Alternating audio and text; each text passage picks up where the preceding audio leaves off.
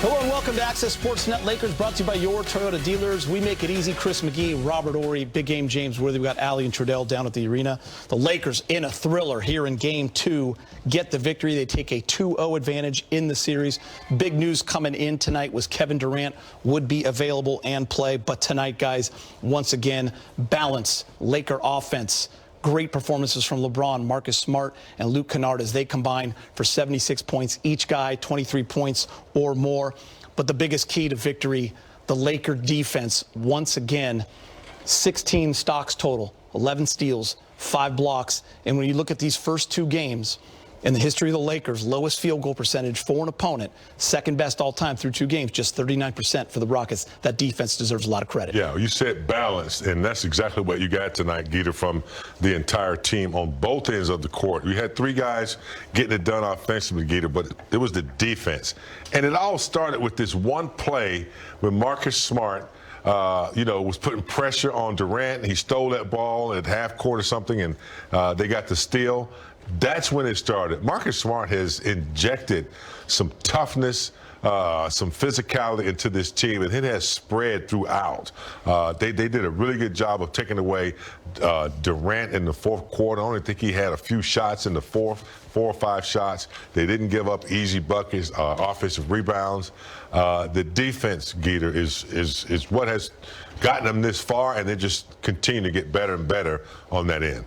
I think you talk about the offensive rebounds that the Rockets get. So the Lakers say, you know what, we got to do the same thing. And most of the times when teams crash the board like that, they usually not typical teams that box out on the other end. And so the Rockets were able to get the rebounds, but the Lakers counteracted that by getting their own offensive rebounds. I thought the way they moved the basketball, especially in the second half, was key, because in the first half, when they got to that 15-point lead, then they got a little too happy, and they started not taking care of the basketball. But then, sometimes that's why you have halftime. You go in and you refocus and you settle down, and they came out and played very well. The defense picked it up. When KD, they needed to stop, they stopped KD. And then they kept Amen Thompson from getting to the rack. And what's more important also is Sengun is an all-star, just like KD. They've been keeping him under wraps. He hadn't exploded yet, so hopefully they can keep him frustrated. Marcus Smart, an epic performance. Here he is with Mike Trudell. All right, Marcus, an incredible effort for you guys on both ends. I want to start in the fourth quarter, though. There was a series where you made 3 straight plays, right? The 3, then getting fouled, and then the big steal. Can you just take me through that sequence at the time your team needed it the most? Just being locked in, just being that defensive anchor, that vocal leader that this team needs, and where I've been all year, right? And just using my IQ and instincts to see plays. 5 steals for you overall on the evening. I know that's been a trademark of your career, but can you kind of just take me through how you're able to get involved into the offense in the way that you do? Just really being, very selective with when I want to go, use my hands, trying to, pick my spots without fouling. And, my teammates allow me to gamble a little bit. They trust me, my instincts and everything like that. So just using what I've been doing my whole career. All right, so we go back to the first quarter. You hit a bunch of threes, and it really kind of got the team going there. You end up with 25 points, 1 short of your season high. Did you just feel that the team needed that boost on offense, considering Luka and Austin remain out? Yeah, exactly. It takes a collective effort. We've been saying that ever since those guys went down. They'll be a big key part to our team and what we do offensively. They're down, and now everybody else got to step up and help out. What did you see from LeBron tonight? Greatness, man. I mean, his IQ of the game. He picks his spots very well, and he stays very poised. There's times where, you see things start to get out of control, and he's still calm. And, that's what happens when, you've been in this league for 23 years doing what he does and been making plays the way he's playing and being great as he is. So we appreciate him. Last one for you. Not sure many people would have had you guys up 2-0, just considering the guys that are out. How were you able to do that overall, and what does that mean as you now go to Houston? Continue to elevate each other. We understand that we're down, like I said, but we got other players on this bench and other guys that can play, and now it's just opportunity. So we're looking forward to get to Houston. We're playing against a really good team. KD's back. We know what he brings. We know what this team brings, and we know going back in their home court is going to be a challenge, and we're ready. Thank you much. Thank you. Marcus Smart, what a game. And this Laker defense, remember, up until the All-Star break, they were 23rd in the league in defensive efficiency. Moved all the way up to 13th post-All-Star break. Lowest opponent field goal percentage in the first two games. 2026 first round, there it is. Tied for second best with the 1995 Lakers in the Seattle series. 39%. And by the way, Rob, you guys played pretty good D in the first round of your three-peat there against Portland when you absolutely smashed them and swept them in 3. And you guys both brought this up. Kevin Durant came out absolutely on fire. He was 4 for 5 with 11 points in the first quarter. He got to the free throw line. He had 20 at half. He ended up with just 23 points, one field goal. One field goal there in the fourth, just 1 for 4, James. Defensively, they figured out a way to take away his sweet spots after he got going. I noticed that there was always kind of like not a trap, but someone stunting, helping. They wouldn't let him go to his right hand to get that shot that he wants. I just thought, they kept mixing it up. Sometimes they had, Rui on it. Sometimes they have Marcus Smart was playing. They just did a good. See right there, he came over right when he was getting ready to get into his threat area. That time, Kennard was on him. So they did a good job of poking at him, stunning at him, not letting him be comfortable with where he was trying to get to with the ball. And, Rob, it's mixing up the coverages, right? Second half, more blitzes, more double teams on KD. We saw that during the season as well. And you force them into making some bad decisions, and also a cold shooting night from 3 again for the Rockets, just 24%, 7 of 29. The defense was so great in the second half. And, of course, you can't play that in the first half, too, because you can go in and make halftime adjustments. And what they do is they go with a two-man trap, and they immediately jump into a triangle. You get a guy on the free throw line, you have 2 guys on the box. But the best part about that is the communication they have. They get out there, they're running these guys off the three-point line. They're actually contesting the shots and hoping that they make the extra pass. That way their defense can recover. Sometimes you want teams to make the extra pass to be the offense so the ball will outrun the defense. But in this case, the way the Lakers are swarming defense, that extra pass actually plays into their hands because they're out there to cover it and contest it. But the only thing about that is it puts you in trouble for rebounding. And that's the one thing we do show. But I'd rather you be in trouble rebounding than let these guys get hot from 3. And let's give the Lakers credit in that area. We said they had to be much better. They were tied with the Rockets in rebounding after the third quarter. Now, the Rockets won the rebounding war by 5. They also, if you look at this box score, 17 offensive rebounds for 21 second chance points.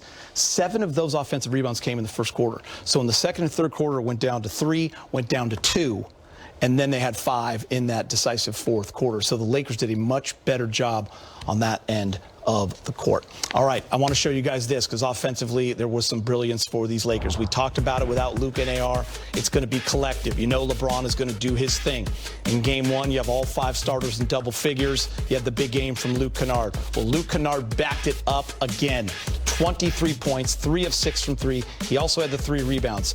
Marcus Smart, 25 points, 5 of 7 from 3. Clutch at the free throw line, 7 assists. And what's not on that board, 5 steals. And then LeBron, 28 points, 8 absolutely brilliant. Again, they combine for 76 points, all led by LeBron James, of course. Well, it looks like the impactor list, and what's the other title for the other list? Impactor. Big bucket ballers. Big bucket ballers, all in one right here. But look, here's the deal.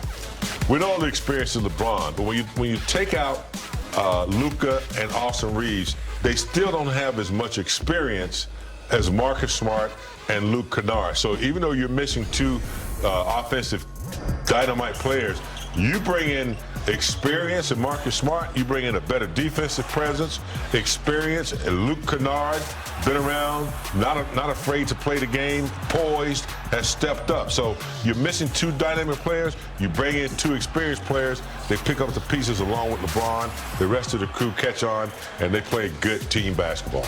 I'm just looking at the way Luke Kennard is playing. Even had a couple of hiccups, 8-second count, stepping back court. But, all that, I throw it out the window because his way he's keeping the ball alive when he has his dribble, his ability to knock down the shot. But more important, out of all that aside, his confidence. His confidence is going and running this offense, putting himself in a position to score, putting himself in a position to be a dangerous guy so he can make the extra pass to someone when he is covered. And I love where the confidence is going right now. And to me, he is low-key been the star of this team. I know everybody wants to point at LeBron, but LeBron, who cares about LeBron? We got Luke Kennard. Hey, by the way, and LeBron, Marcus. Listen, if these numbers are correct for Luke Kennard, which I was kind of adding up in my head, 17 to 26 from the field, 8 of 11 from 3 in this series, and you're seeing Marcus Smart right here, James. I mean, if you have a give the game ball for someone, I think you brought up such a great point. That was early in the first quarter. Yeah. You got the crowd going, diving on the ground, led to a bucket, a LeBron breakaway. It was a great play by Marcus. He set the tone. There it is, right there. And he was fantastic all night. He set the tone just about in every game, diving, taking charges, aggravating. You hate these kind of players because they're going to be around aggravating you like a fly in your ear. And, he's just one of those players that has given this team life. He's given his team a big responsibility on the defensive end. It's showing up every game. Well, not to talk about his 7 assists he got, too. 7 assists. Yeah. Yeah, he was huge. All right, time to hear from Coach J.J. Redick, brought to you by your Toyota dealers. JJ, what do you think kind of carried over just from a grit and toughness standpoint from game 1 into this one against a team that had to be redoubling their efforts, trying not to go down 2-0 down 2-0? I mean, we saw it happen over the last couple days with road teams winning game 2. I think there's a natural flow to series where the team that loses can relax a little bit, the team that wins can relax a little bit, and the team that loses comes out and plays with more desperation. And I thought our guys at least match their sense of desperation, our second efforts, our multiple efforts, all that stuff. I mean, you gotta win a bunch of little fights. That could be your catch position offensively, that could be your screens, that could be creating separation, that could be boxing out. But this team requires you to win a bunch of little fights. And how about that? There was like a 1-minute stretch from Marcus Smart where he hits a 3, gets fouled for the free throws, and then gets the steal. And just how did that typify his effort tonight? We did a lot of stuff tonight. Which stretch of the game was that? Yeah. I mean, I think he's been a laser all season from the corners, and we had set him up to be there for on that particular play. Feeling like that if they went to fire, if they were in rotation, that was the shot we wanted, and he hit a big one. I think he had just gotten to the free throw line and seen the ball go through the basket. And I think he did a great job defensively. Obviously, it takes a full team effort to guard Kevin, and I don't know why I have a first half box score or first quarter box score here, but the job that I think our team did, he makes shots. He's an unbelievable player. I thought our activity was as good as it could have been. JJ, one of the things about your career was you had that remarkable playoff stretch where you were in the postseason, time after time after time. You guys start 2 guys in DeAndre Ayton and Marcus Smart who began their careers going to the playoffs, and then just it didn't happen for a little bit. And both have talked about the energy they've gotten from this. What have you seen that from both of them in their execution, and do you sense that in their energy over the last kind of week or so, that they're back doing what they want to do? I mean, Smart's talked about it since training camp. So yeah. I think it was brought up, our group trying to lean on LeBron's otherworldly experience in this league. And obviously we've had to do that, and he's captained our team and led our team. But there's other guys that have, we have 4 guys that have played in the finals. So all the experience that Smart has had, all the experience that DA has had, Maxey on the bench, they've shared that. I think being in big moments, for those guys is not a new thing, and Smart he just had a killer game tonight. Coach, a lot of people talk about you have Jim Hill right here to your left. Oh, hey, Jim. How are you? A lot of people talk about your team has what it takes to win. What is that it factor? I didn't know anybody said we had what it takes to win.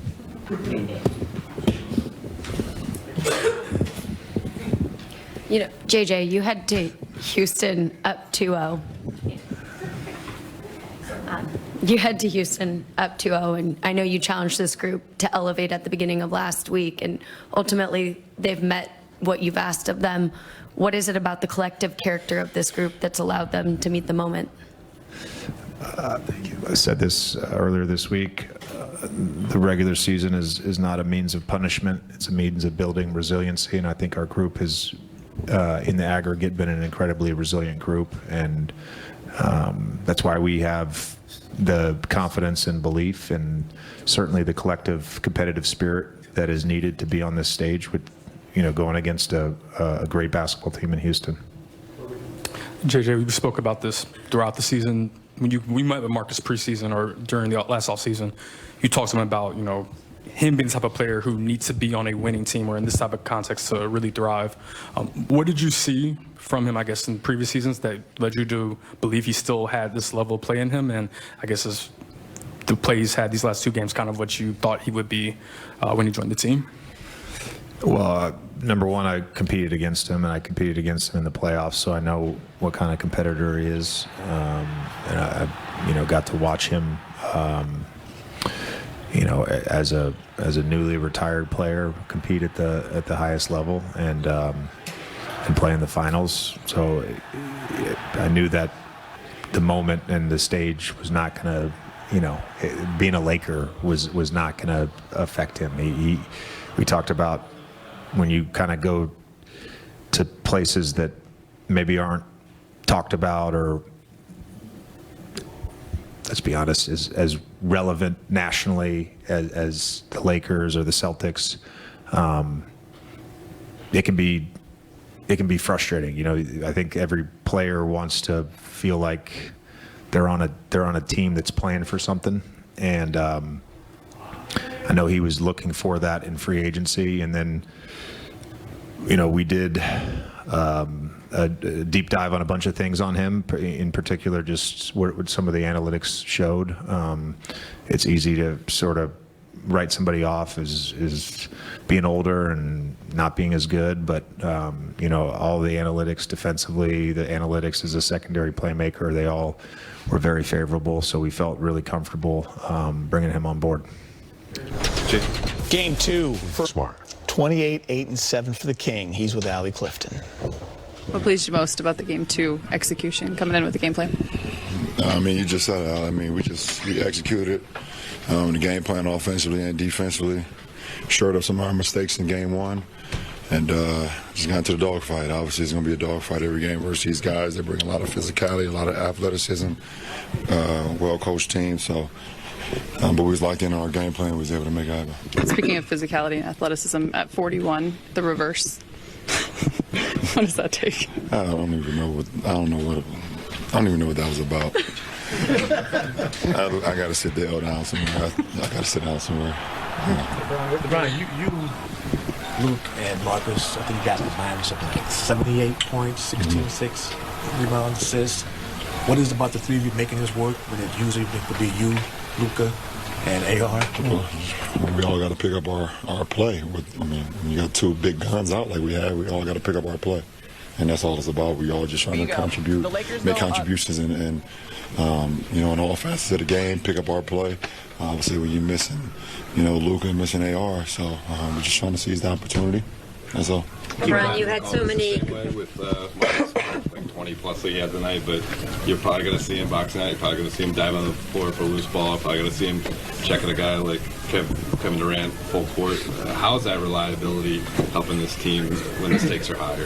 He's battle tested. The guy's been to the finals, been in multiple playoff games, big games in his career. So obviously he's not afraid of the moment, and he's always been assigned with some of the best players that ever played his game, in his career. So to have someone like that, it brings a lot of composure to our team as well. Especially like you said, I know I don't want to beat a dead horse, but it's 2 big horses, with AR and Luke out. So, to have that, it means a lot to our ball club. Some of those battles have been against you. You've had some great matchups against Marcus Smart teams.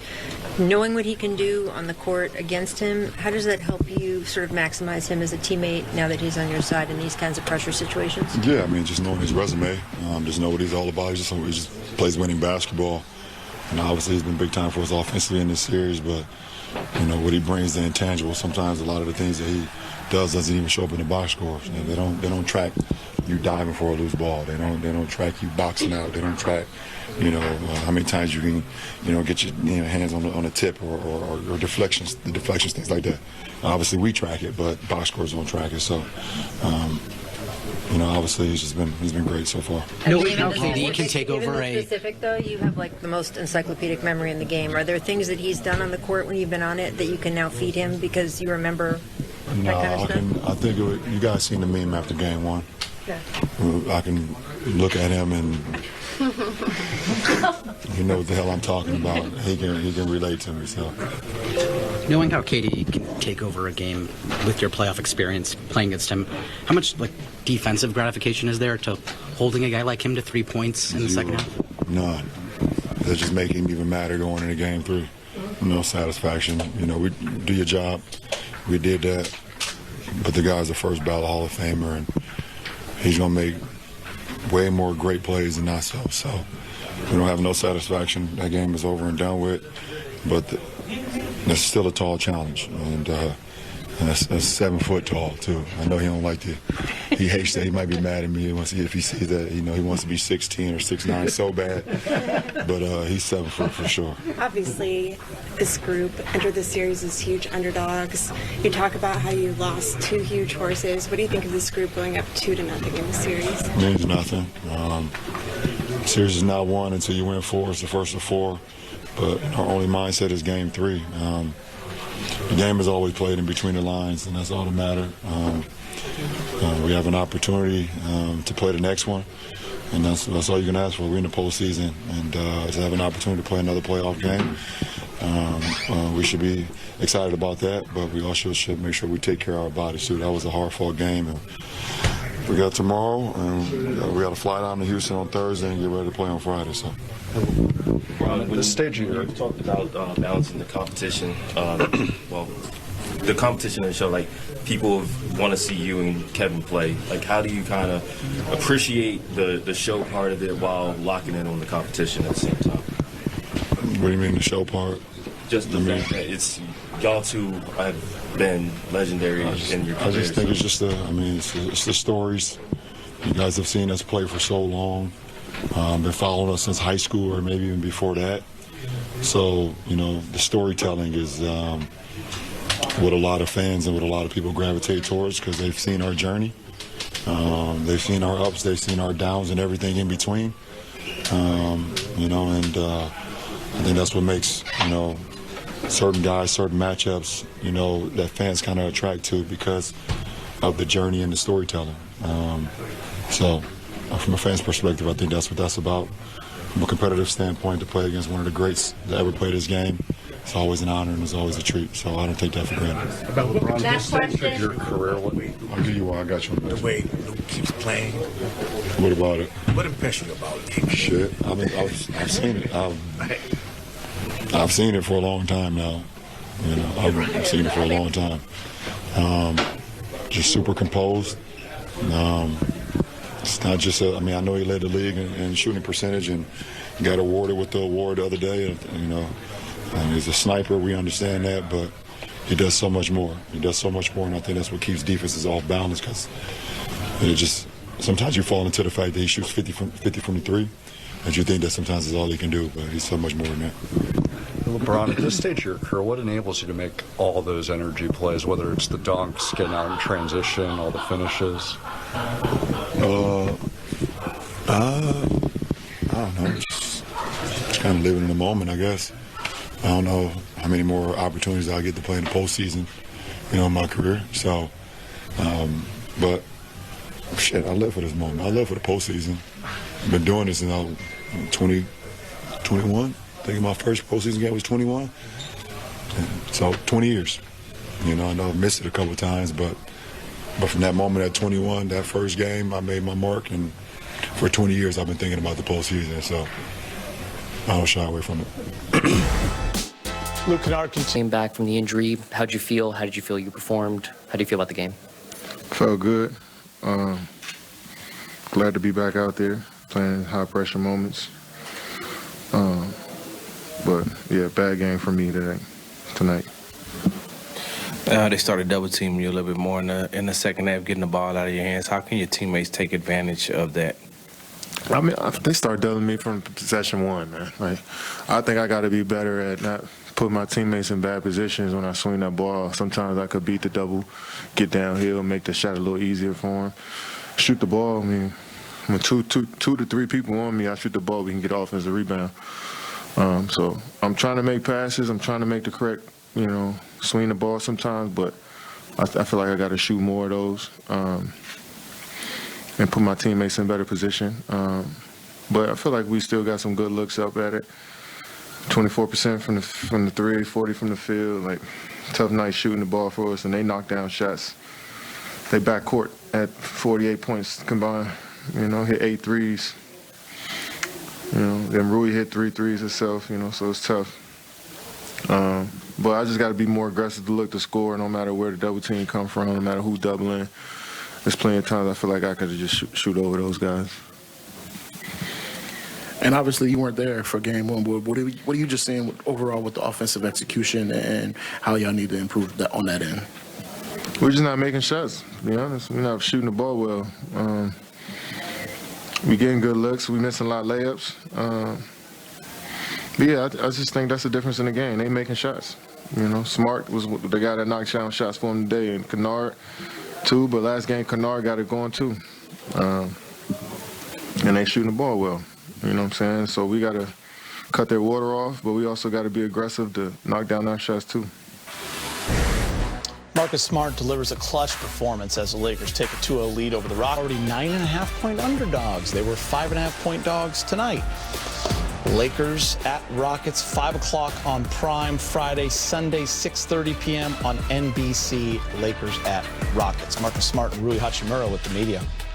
With Luka and Austin out, how much have you taken on just every possession as a personal challenge? Tremendously for me. It's everything is heightened, right?